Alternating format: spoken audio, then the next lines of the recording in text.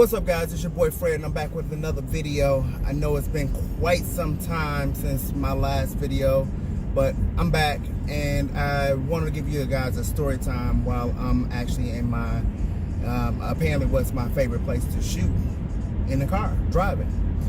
Today is Tuesday, October the 29th, 2019. I'm currently on my way to an appointment. And I believe in the last video I told you guys I was diagnosed with diabetes back in April. Not sure if I uploaded that video. If not, well, now you know. April 29th, April 24th, I was diagnosed with diabetes. And I have a story time about something that recently happened to me behind that. So as I said, I was diagnosed with diabetes back in April.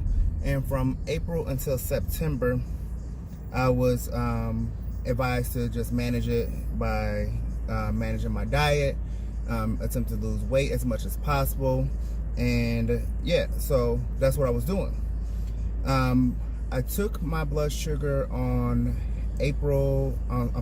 September the 8th, which was a Sunday, and at the time it was a little high. I'm not sure, I don't remember what was all going on that day, but I took it, and it was about 245.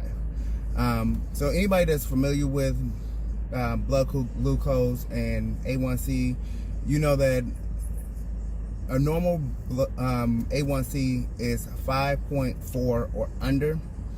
You're pre-diabetic when you're 5.5 to 6.0. You're diabetic when you're 6.0 and higher.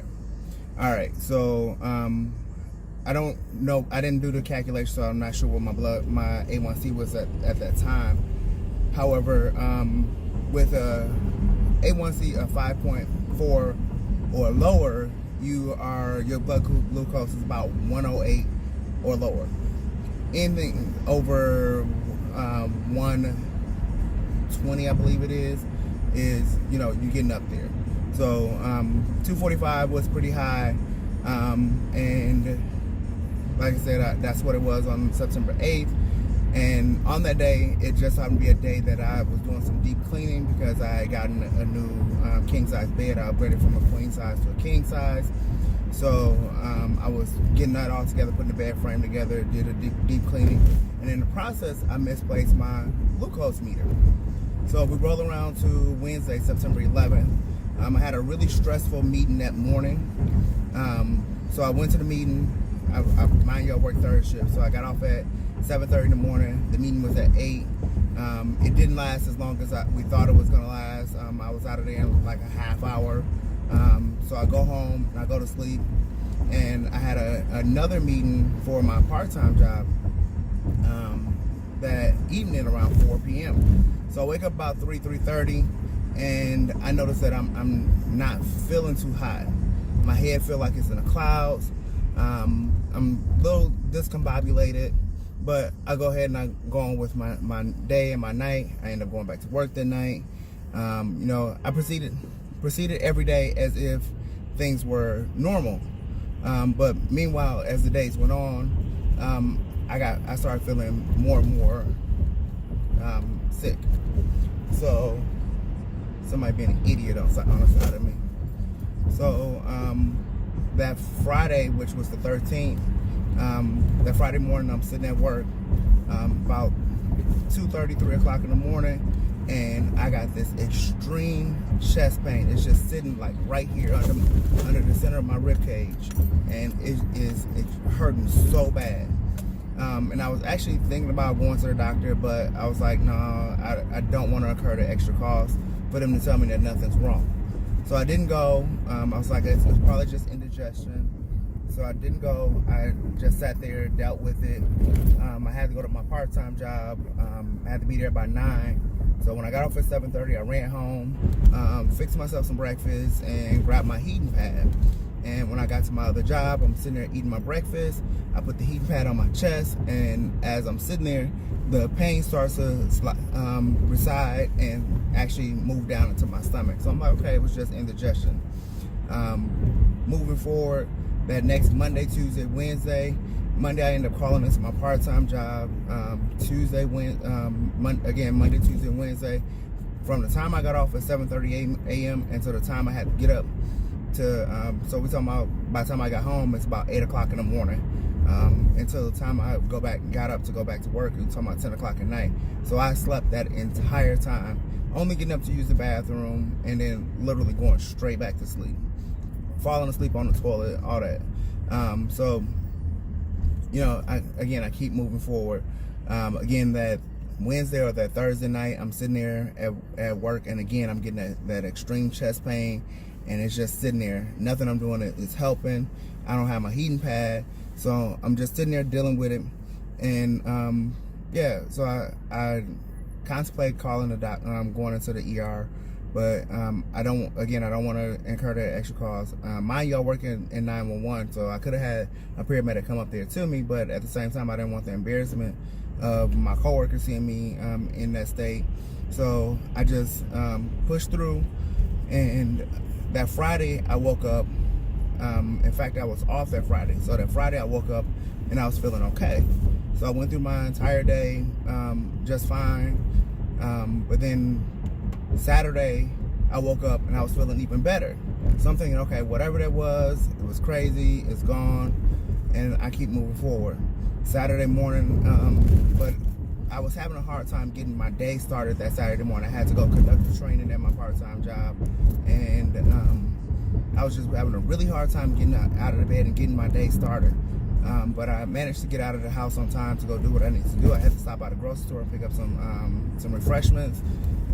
And by the time I got to the grocery store, I'm starting to feel weak and lethargic again. So I'm like, okay, something's not right. Thankfully, I'm off that night.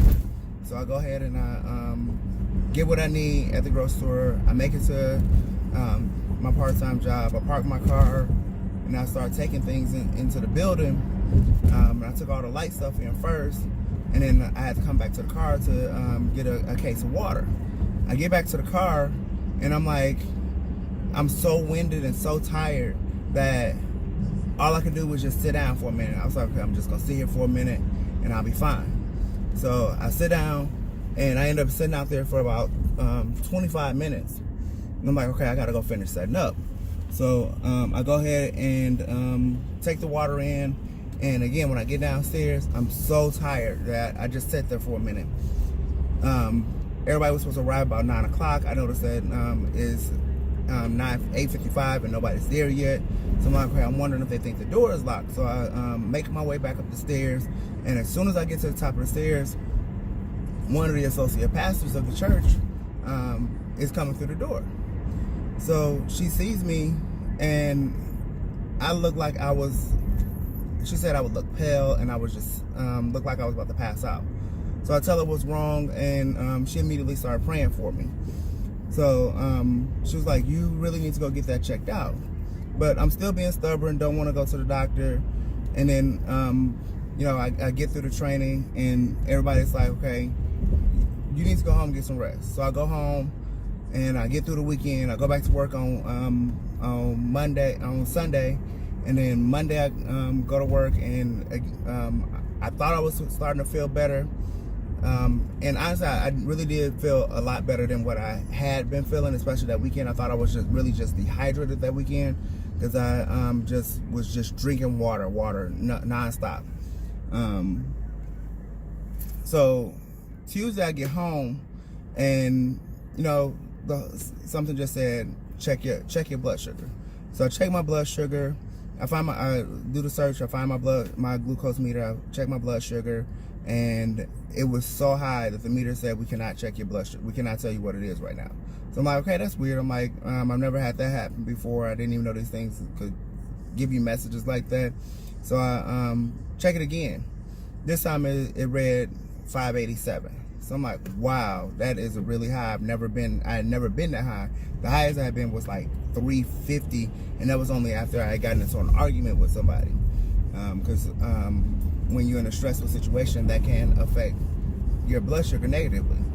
So I called my doctor's office. They wasn't open yet, so I sent them an online message, and I wait for their response. And then by the time they responded, I checked it again, and it had spiked again to 599. So I'm like, okay, something not right. I think I need to go to the hospital. But I just wait. I just lay there and wait. And then the doctor finally get back to me and was like, yeah, you need to go to the doctor right now. So I checked my blood sugar again before I left the house, and it was starting to come back down. It was down to 571. I was like, okay, that's cool. So I go ahead and still go ahead and go to the doctor, even though I felt like I would be okay. Because at this point I wasn't having any of the symptoms I had been having the previous 2 weeks. So I was like, okay, I'm gonna be fine. But like I said, I go ahead and go to the doctor, and by the time I drove to the ER, which is only about 10 minutes from my house, I get there and my blood sugar has dropped to 511. So I'm sitting there, the doctor come in, he asking me all my symptoms. He asked me, I'm telling him how weak and lethargic I felt. I'm telling him how I was sleeping constantly, how I was urinating every 30 minutes pretty much. I'm giving him the rundown of every symptom that I had. And then he looked at me and he was like, you're in diabetic ketoacidosis. I'm like, what? Didn't even know what that was, or that it was something that I was prone to. Because I'm still learning all about this disease and stuff. So he told me that's what I had, and I'm like, wow. So they keep me in the ER all day, and then when I get out of the ER, it's so late that I pretty much was told to go home. I got to the ER about 9 o'clock that morning, and they didn't release me until almost 5 o'clock that night. So there's like, it's so late that you don't need to be going to work tonight. You need to just go home and rest. So that's what I did. And when I followed up with my doctor on, mind you, when I left the hospital, they gave me some prescription for Metformin.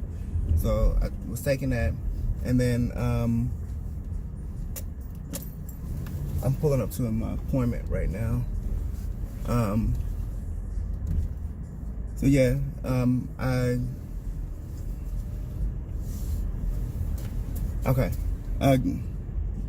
taking the Metformin for the few days or whatever, and then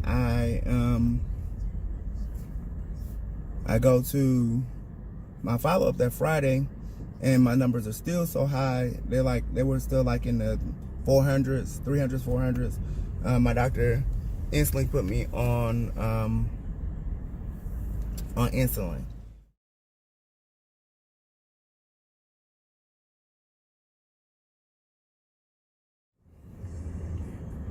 All right, guys, so I'm back. So I am currently leaving my appointment. So I was talking about how bad things had gotten. So yeah, so I followed up with my doctor on that Friday the 4th, and was put on insulin. And at the time it was a very small amount, 10 units a day.